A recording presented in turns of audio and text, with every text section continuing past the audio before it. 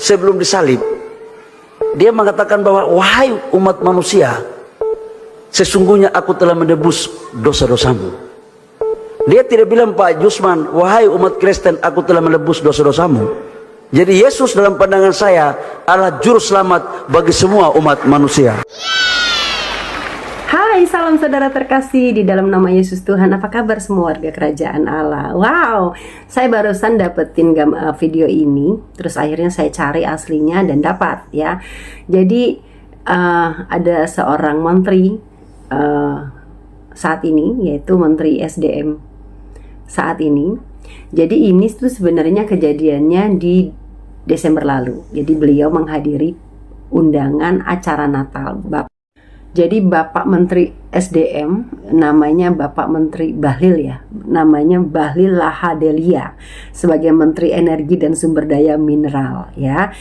Nah, jadi Pak Bahlil ini menghadiri acara Natal di tahun lalu.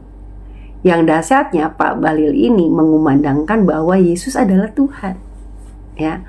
Jadi beliau ini Muslim Islam ya.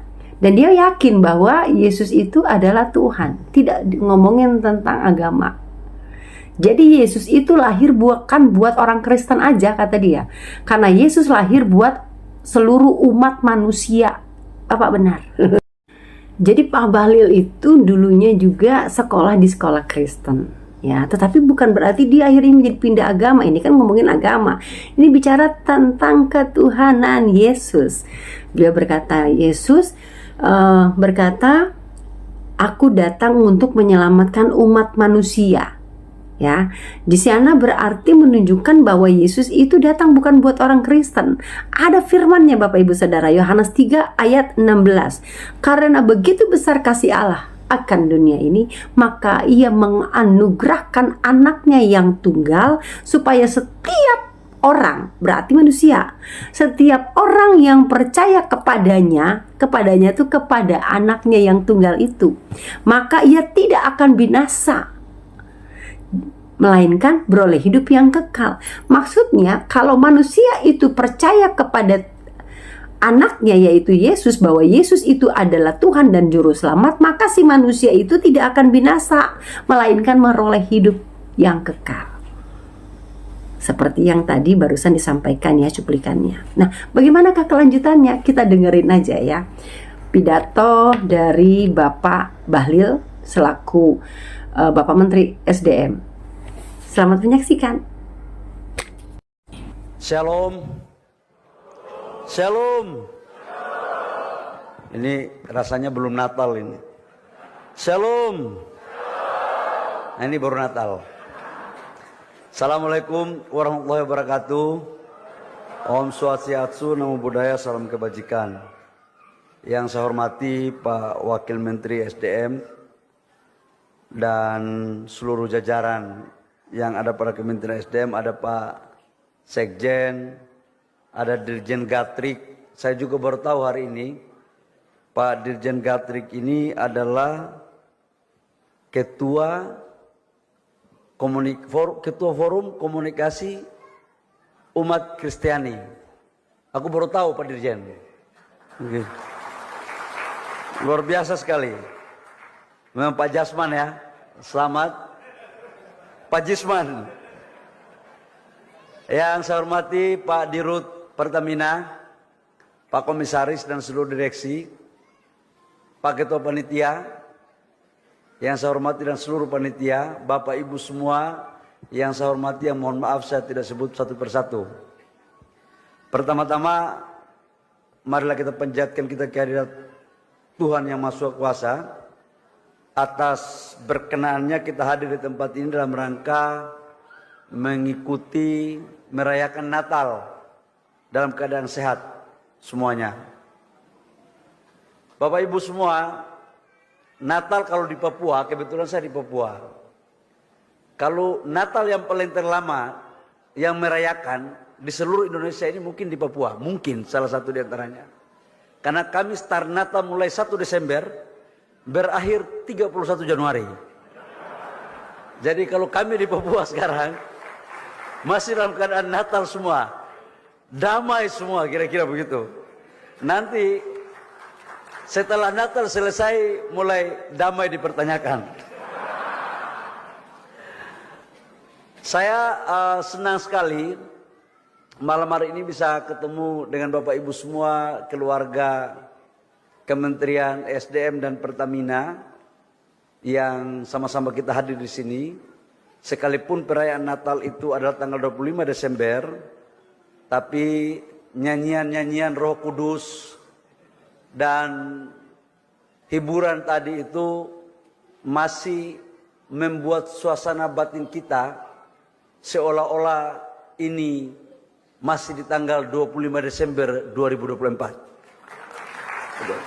Saya sendiri pernah mengikuti Natal, bahkan saya sendiri menjadi bagian daripada vokal grup Natal sebenarnya. Karena kebetulan saya sekolah di Papua, di Fak-Fak di kampung saya, itu SMP-nya SMP YPK. Jadi Yayasan Pendidikan Kristen. Dan kami di Papua tidak pernah mempersoalkan tentang agama.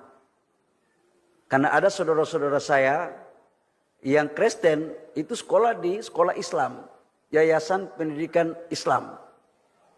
Dan bagi kami menyanyikan Malam Kudus itu biasa-biasa saja. Tadi saya tanya sama Dirjen, Pak Dirjen, sudah nyanyian Malam Kudus atau belum? Kata dia, sudah. Kau pelanggaran kalau begitu. Berarti kau ajak saya di sini bukan untuk Natal, bukan untuk Natalan. Kalau Natalan itu pas kita nyanyikan Malam Kudus, lampu semua mati tinggal lilin. Dan ketika saya memimpin HIPMI selama hampir 5 tahun, selalu yang membuat panitia Natal itu adalah saudara-saudara saya yang beragama Islam. Itu panitia Natal. Dan yang membuat halal bil halal itu adalah saudara-saudara saya yang beragama Kristen. Itulah sebenarnya esensi daripada kita berdampingan dalam agama. Dan esensi Natal, tema hari ini seperti, temanya mana?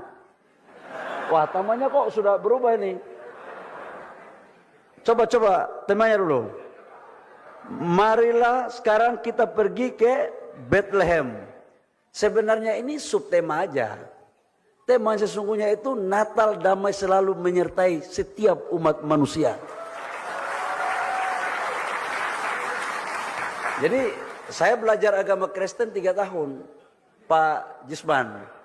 Belum tentu Bapak lebih paham Kristen daripada saya. Bapak Ibu semua, ini benar ini, benar. 25 Desember itu dikenal sebagai hari kelahiran Yesus Kristus, Sang Juru Selamat bagi umat manusia. Makanya mohon maaf kalau salah, tolong diluruskan para pendeta. Tadi saya tanya pendeta sudah pulang belum? Udah pulang. Ini keliru juga pendeta ini. Saya kalau tidak salah, Pak Dirut Pertamina, waktu saya SMP YPK, itu ada pelajaran agama Kristen dan wajib harus ikut. Itu kelas 2 saya ingat.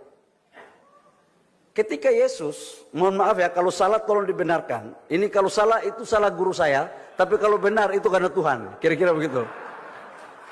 Dia mengatakan begini, ketika Yesus sebelum disalib, dia mengatakan bahwa wahai umat manusia, sesungguhnya aku telah menebus dosa-dosamu.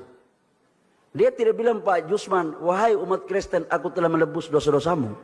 Jadi Yesus dalam pandangan saya adalah juru selamat bagi semua umat manusia. Itu kira-kira pelajaran sedikit yang saya dapat waktu SMP PK. Kalau salah berarti muridnya yang nggak benar. Tapi saya yakin muridnya benar karena jadi Menteri SDM.